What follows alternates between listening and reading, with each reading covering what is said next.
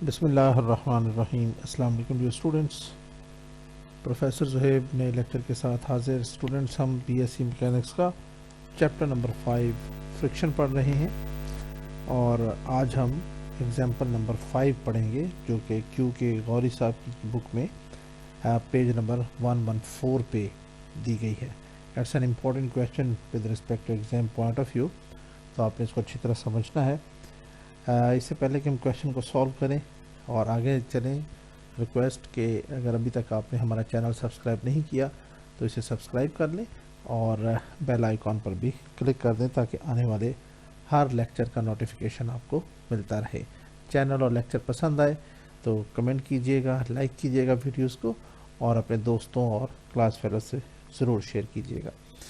आइए question start करते हैं। क्या uniform ladder of length 70 feet, यानी एक यूनिफॉर्म लैडर है तो इसका मतलब है कि इसका कोई ना कोई वेट होगा सीढ़ी का जिसकी लेंथ 70 फीट है। रेस्ट अगेंस्ट ए वर्टिकल वॉल, एक दीवार के साथ वो रेस्ट कर रही है, लगी हुई है।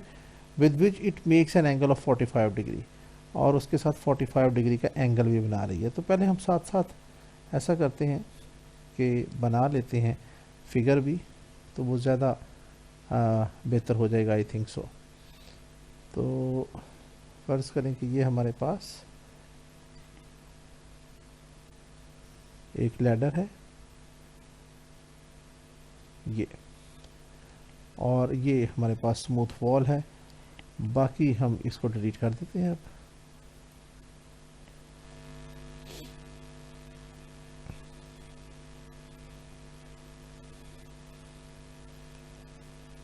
ये हम डिलीट कर दिया। ये हमारे पास एक क्या है, एक लैडर है जो कि इस वॉल के साथ इसका एक सिरा टच है और यहाँ पे जो एंगल बन रहा है दैट इज़ 45 डिग्री, राइट। इसके बाद क्या है, the coefficient of friction between the ladder and the wall and the ground respectively being 1/3s and 1/2r, यानी इस दीवार के साथ जो इसका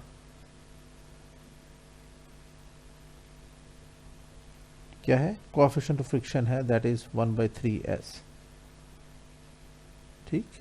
और ये फोर्स का नॉर्मल रिएक्शन है, ये दोनों नॉर्मल रिएक्शन है, राइट। और इस तरफ क्या हो जाएगा, दिस इज 1/2r, ये इसमें दिया हुआ था, B 1/3s and 1/2r। Wall के साथ 1/3s और जो रफ हॉरिजॉन्टल फ्लोर है, ग्राउंड है, उसके साथ 1/2r। ये आ गया। इसको हम कह देते हैं ये नॉर्मल रिएक्शन है इसका ग्राउंड का, और ये नॉर्मल रिएक्शन है इस वॉल का। इफ ए मैन, और चूंकि ये एक क्या है यूनिफॉर्म लैडर है तो इसका कोई वेट भी होगा, तो हम यहाँ पे वेट भी ड्रॉ कर देते हैं। ये फ़र्ज़ करने के हमारे पास वेट है इस यूनिफॉर्म रॉड का, लैडर का, और इसको हम शो कर देते हैं W से, राइट। आगे क्या है, if a man whose weight is 1/2 of that of ladder, यानी इस लैडर का अगर W है तो इसका आधा उस आदमी का वेट है। असेंड्स द लैडर, वो इस सीढ़ी पे ऊपर चढ़ना शुरू कर देता है। Where will he be when the ladder slips, वो किस पॉइंट पे होगा जब उस वक्त लैडर जो है वो स्लिप कर जाएगा, ये हमने बताना है। फर्ज करें उसकी पोजीशन यहाँ पे बनती है, तो फर्ज करें वो यहाँ तक पहुँचता है जब वो स्लिप कर जाएगा, तो यहाँ पे उसका वेट, ये आदमी की पोजीशन होगी m, और उसका वेट W/2, क्योंकि ये हमें गिवन है। इसका नाम हम रख लेते हैं A, इसे हम कह देते हैं B, इसे हम कह देते हैं C, इसे हम कह देते हैं D, इसे E, F को छोड़ देते हैं और इसे हम कह देते हैं G। और ये M है, A से लेके C तक ये डिस्टेंस हमारे पास गिवन है। ये 70 फीट है, ए से लेके जी तक ये हमारे पास फिर क्या हो जाएगा 35 हो जाएगा। और ये हम सपोज कर लेते हैं ए से लेके एम तक, इसको हम क्या देते हैं, ये एक्स के बराबर है, इसको हम ले लेते हैं एक्स। अब अगर ये एंगल 45 है तो ये एंगल और ये एंगल भी 45 बनेंगे। तो इसके ऊपर हम बाद में आके बात करते हैं। अब यहाँ तक हमने ये सारा नक्शा बना दिया है।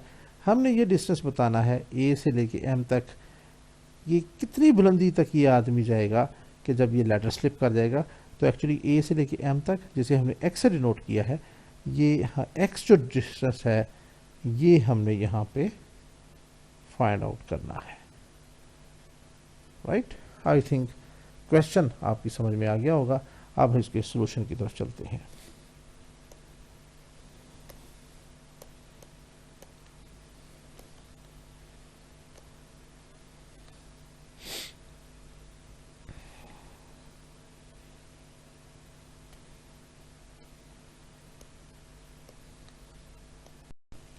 जी स्टूडेंट्स, ये डिस्क्रिप्शन यहाँ पे आ गई।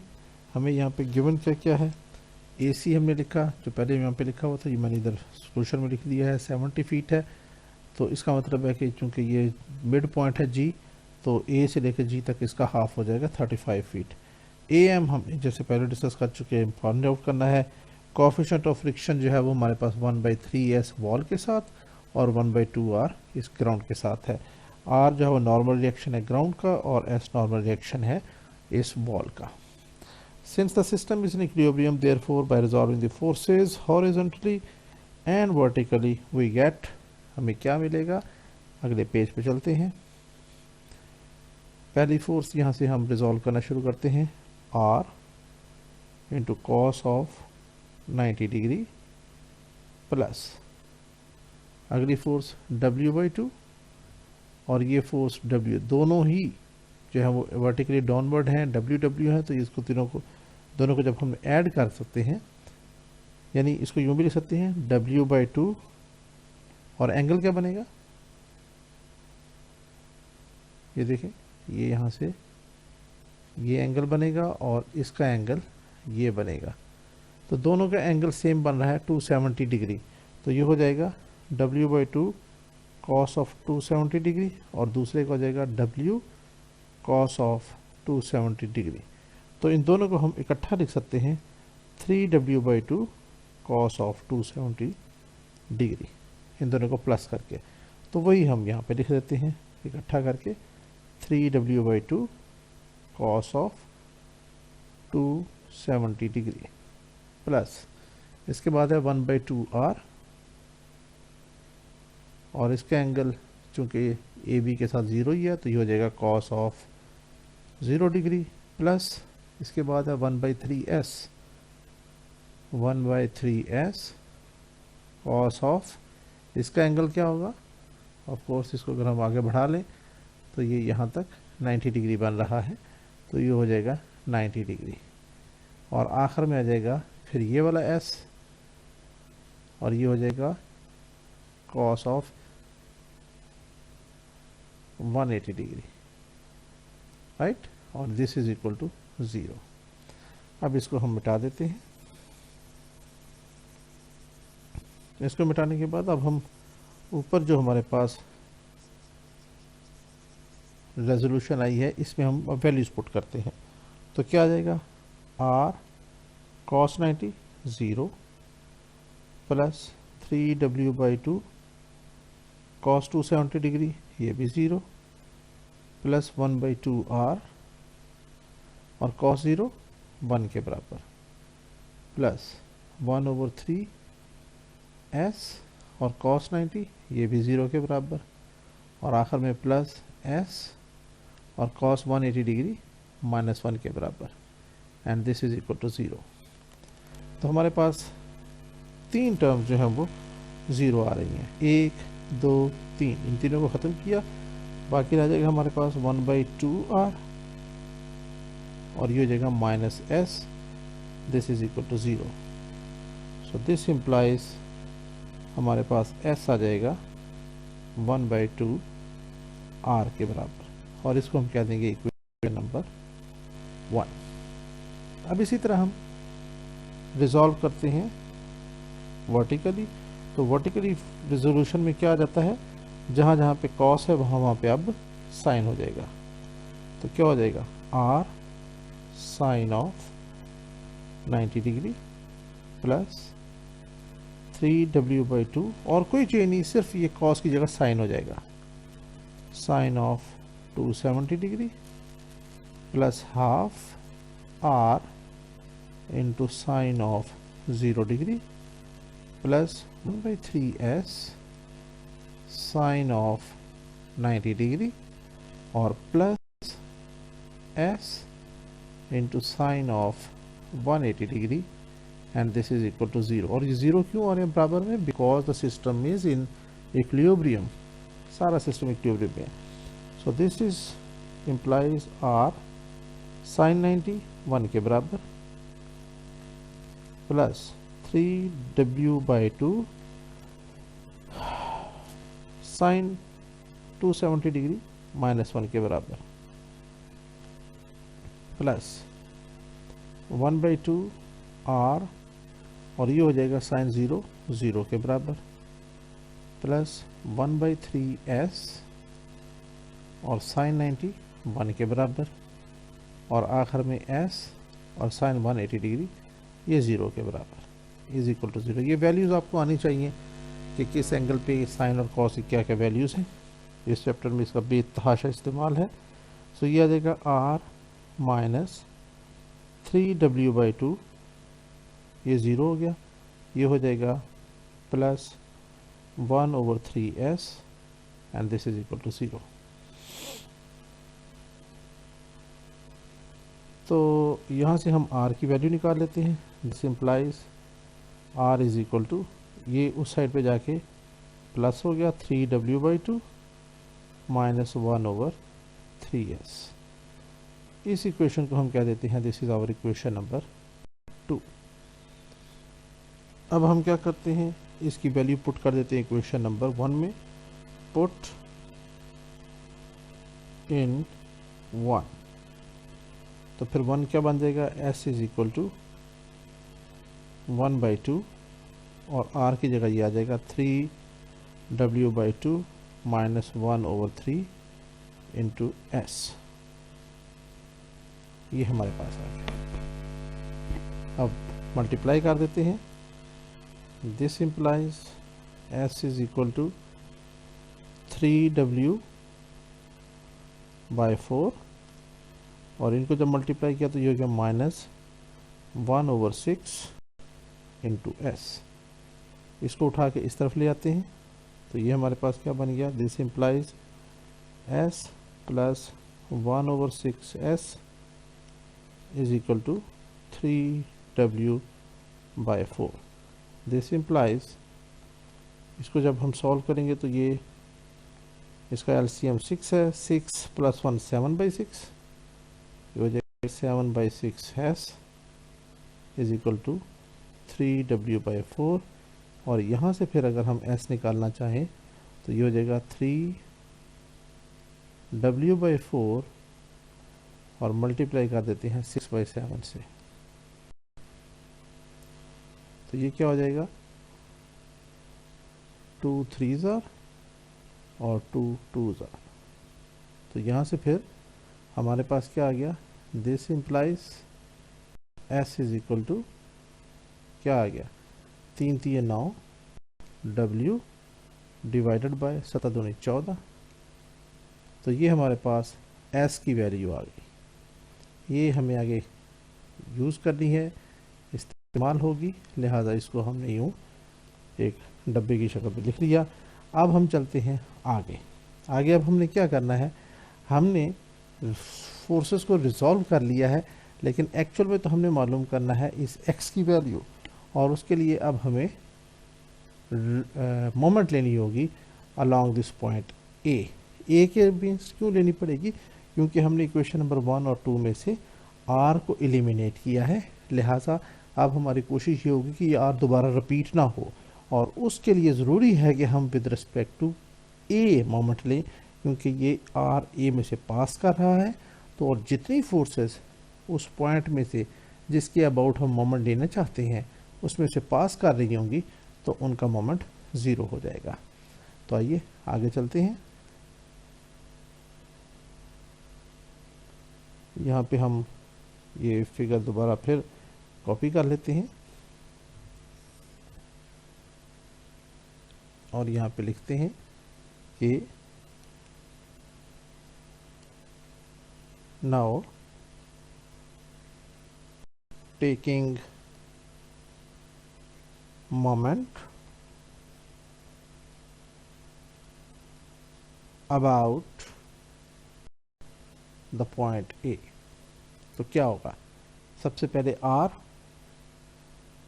और ये हो जाएगा 0 प्लस, इसके बाद है हम इसको देखते हैं 1/2 आर, तो ये भी हो जाएगा 1/2 आर, और ये भी चूंकि ए में से पास आ रही है फोर्स तो ये भी 0 हो जाएगी।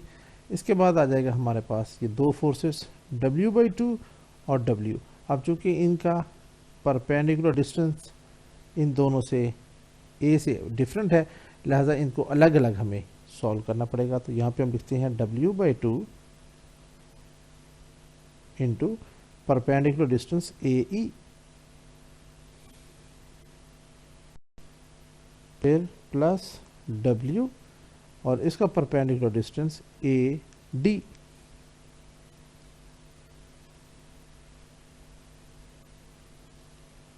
यहाँ पे अभी हम कोई भी अलामत नहीं लिख रहे, प्लस माइनस नहीं लिख रहे।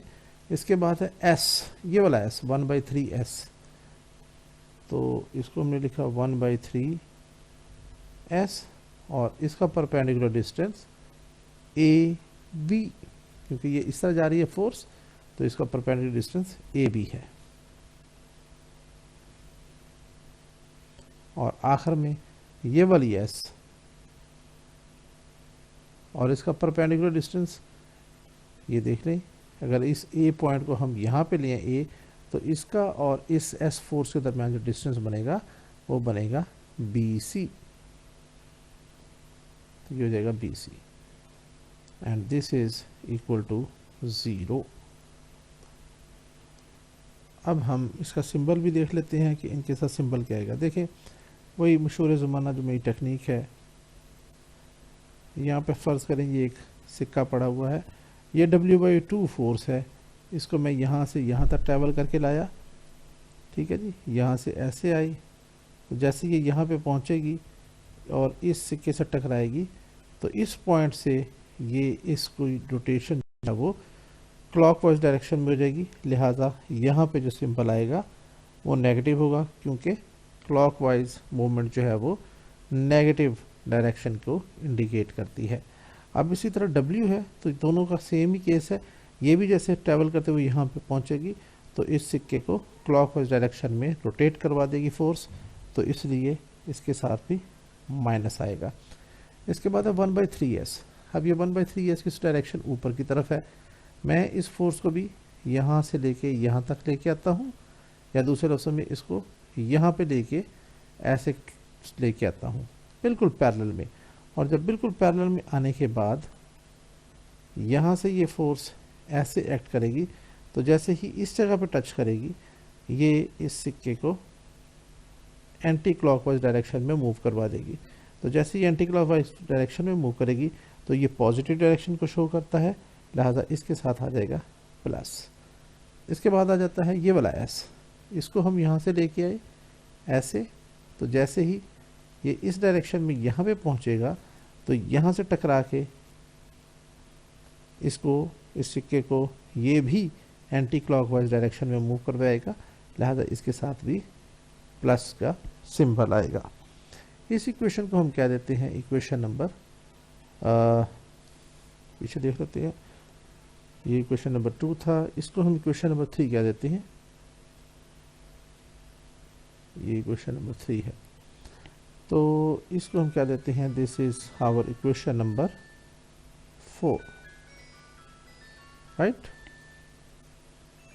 इस इक्वेशन में हमने ये AE, AD, AB और BC, इन चार की वैल्यूज़ फाइंड आउट करनी है। उसके लिए हमें यहाँ पे इन ट्रायंगल्स का सहारा लेना पड़ेगा। तो सबसे पहले हम यहाँ से शुरू करते हैं छोटी ट्रायंगल से और फिर आहिस्ता आहिस्ता आगे बढ़ते हैं। तो हम कहते हैं now from right angle triangle AEM,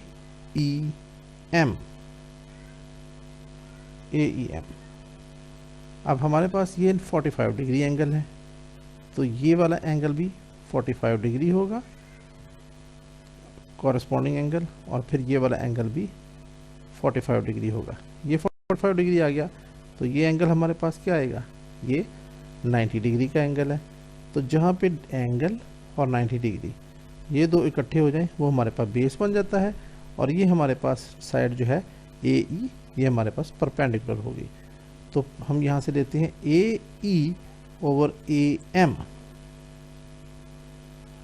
AE over AM, ये क्या बनेगा, AE हमारे पास AE, सॉरी ये वाला AE, ये हमारे पास है परपेंडिकुलर, और ये AM hypotenuse.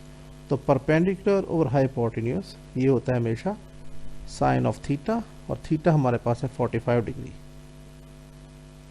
So this implies AE हमारे पास आ जाएगा। अब AM ये हमने x के बराबर लिया हुआ है, यहाँ से ऐसा करते हैं हम इनको अब रिमूव कर देते हैं। ये जो हमने निशान लगाए हुए थे ये सिर्फ समझाने के लिए था।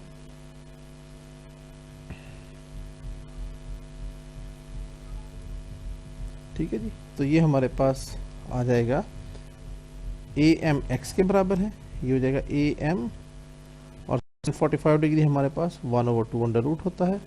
सो दिस इम्प्लाइज AE हमारे पास आ गया x/2 अंडर रूट, राइट, ये हमारे पास आ गया। अब इसी तरह हम मालूम करेंगे अगली इक्वेशन में। Now right angle triangle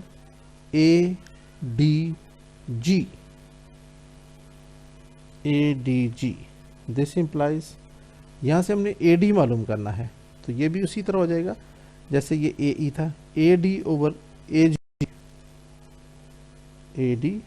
over AG, ये भी साइन ऑफ, इसमें भी एंगल 45 डिग्री है, तो ये क्या 45 डिग्री। दिस इम्प्लाइज AD हमारे पास आ जाएगा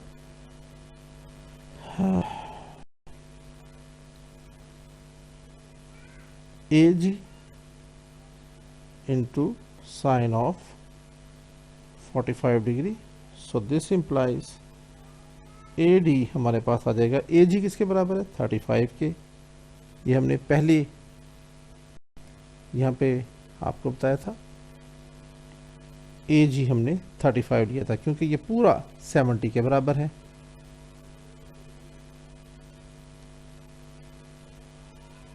तो ये हमारे पास आ गया AD इज इक्वल टू 35, और साइन 45 डिग्री हमारे पास है 1/2 under root. So this implies AD हमारे पास आ गया 35/2 अंडर रूट।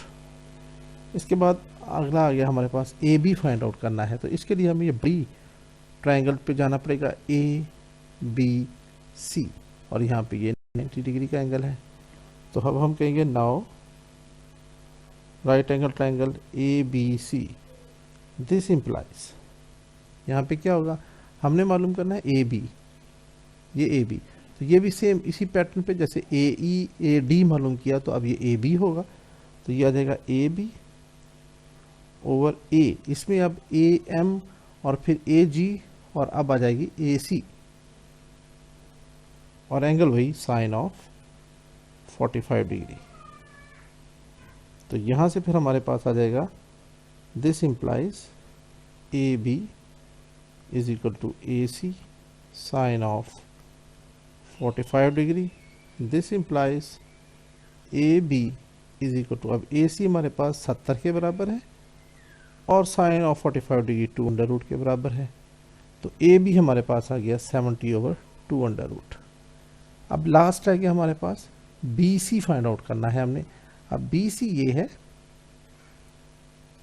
ये 90 डिग्री और ये 45, तो ये BC हमारे पास क्या बन जाएगा, ये हमारे पास बेस बन जाएगा, और ये हमारे पास वही हाइपोटेन्यूज ही है। तो अब हम फिर लिखते हैं यहाँ पे नाउ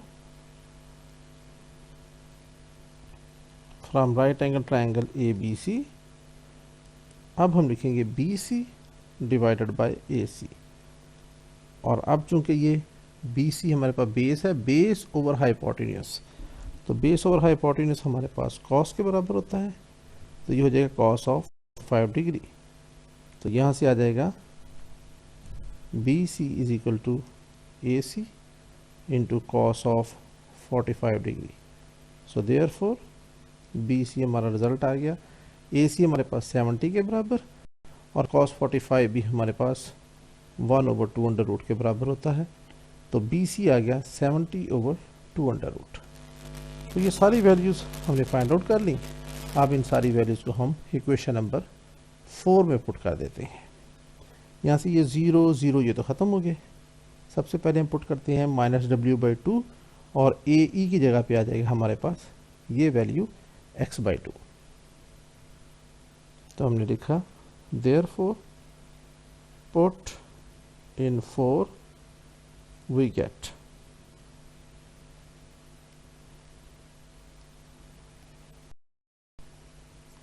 तो क्या हो जाएगा -w/2 और ए ई की जगह पे आ गया x/2 अंडर रूट।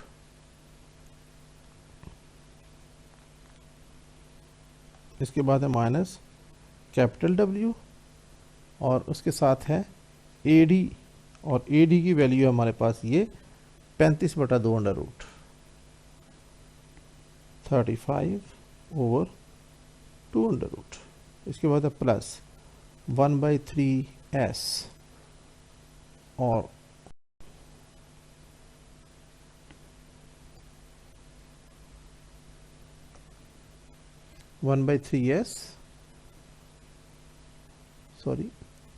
और इसके साथ है ए बी।